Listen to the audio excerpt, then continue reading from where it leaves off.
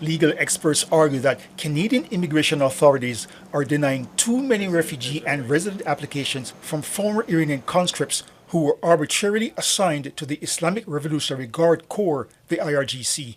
Just to be clear, this is really a travesty. Cruel, unfair, critics say, since these men fled a regime they don't support. They came to Canada seeking protection, right?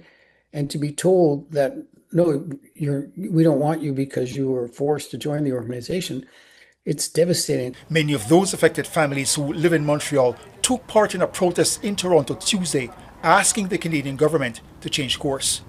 Those who spoke to Global News don't want to be identified. They fear jeopardizing their applications. I cry every day, almost every day.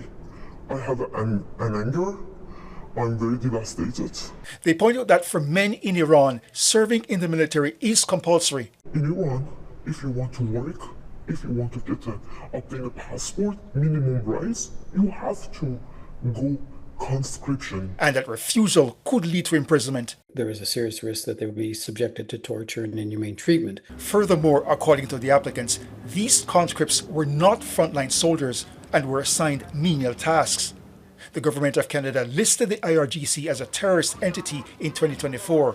According to some experts, when screening former IRGC conscripts in Canada, it can be hard to know who was a regime supporter and who wasn't. You'd have to be able to go back to the person's background and look for a pattern of activity in terms of what kinds of groups they were associated with. Immigration, Refugee and Citizenship Canada writes in a statement to Global News that membership in the IRGC warrants inadmissibility assessments and that individuals who served as a result of compulsory military service are assessed on a case-by-case basis, and conscription alone does not necessarily result in inadmissibility. But according to some advocates, I have not seen a single case where IRCC or CBSA has found that someone who's conscripted into the Iranian Revolutionary Guard is not inadmissible. Besides, they insist, it is easy to investigate the person's background. They plan to continue pushing the government to stop being so quick to issue deportation orders for these applicants. Phil Carpenter, Global News, Montreal.